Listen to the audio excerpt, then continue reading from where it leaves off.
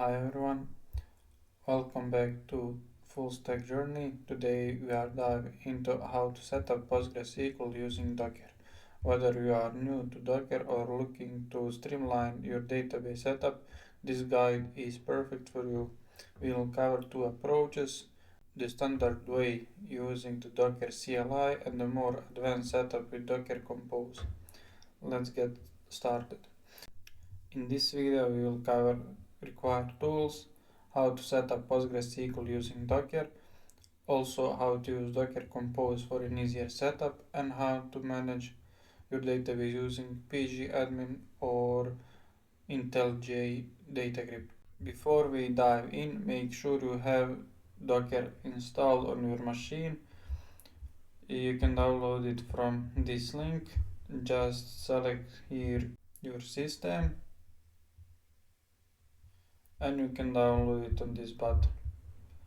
If you struggle to download or to install Docker, let me down in comment section down below.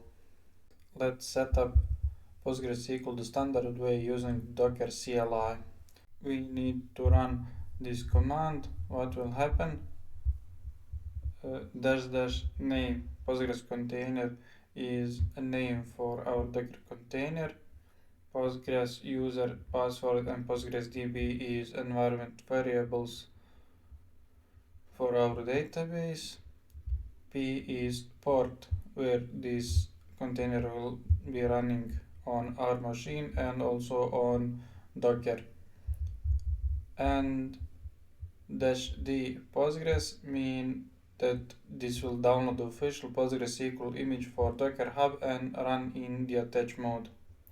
Let's run this command.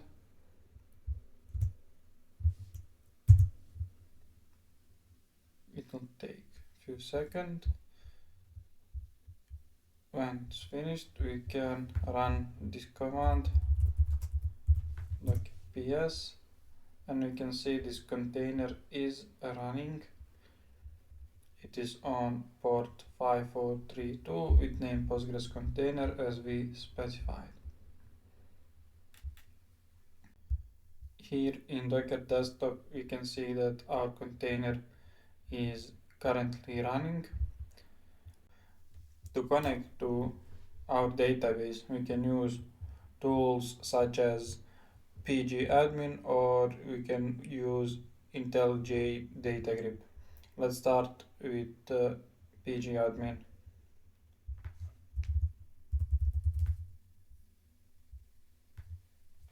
When pgadmin is open, just right click on server, register server. This Windows will open. Let's give it a name, for example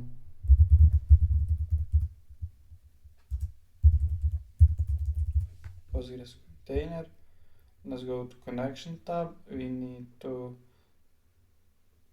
write here our host name. It is localhost. Port is 5432. Database name and username is Postgres, and let's also add a password. And let's save it.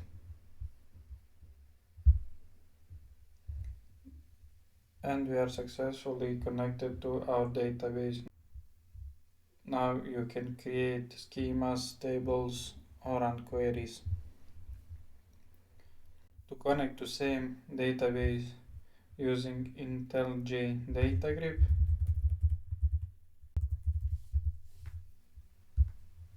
after running the app, you can click here on new button, data source, choose PostgreSQL.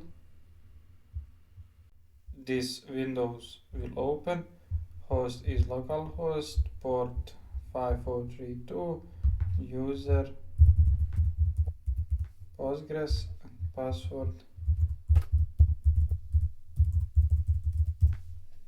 Okay, and database is Postgres. We can now test connection.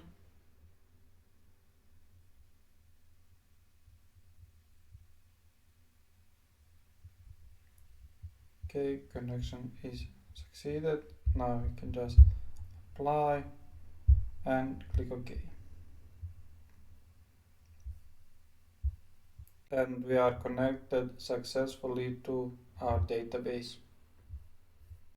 To create a PostgreSQL database using Docker Compose, we need some text editor. I prefer to use Visual Studio Code. Here we need to create new file with name docker compose.yaml, and here we need to specify few things. I'll just copy and we can change few things.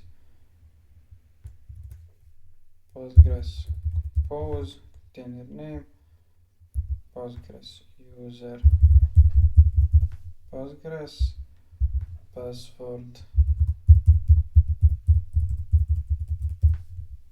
Postgres DB. Let's set Postgres and local. This first port is for our local machine. The second one is for Docker. The first one I will change to 5433 because I have already one database running on this port. Okay, and let's save this file. Now what we need to do to open terminal. This terminal should be opened in same directory as this docker compose YAML file. And it's open, just run docker dash compose app d. It will take few seconds. After it is finished, let's go to our container and we can see we have new container docker compose on this port 5433. To connect to this database, let's go to pgadmin, right click on server, register server.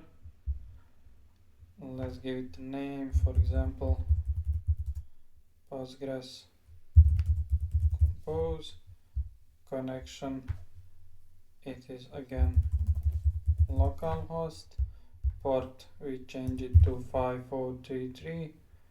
Database and username is Postgres, and let's write a password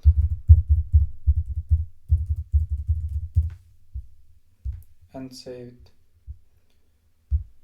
Now we are successfully connected to this database. To connect to same database using DataGrip, let's open the app, click on this new button, data source, PostgreSQL. Let's give it a name.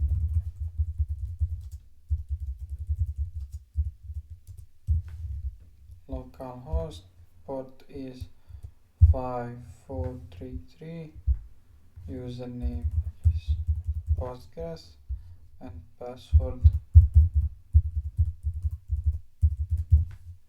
Okay, let's test connection.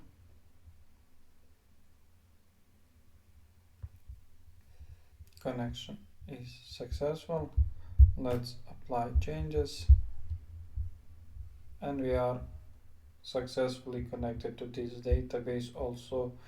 If you find this video helpful, make sure to like, comments and subscribe for more content like this. If you have any questions, drop them in comments below.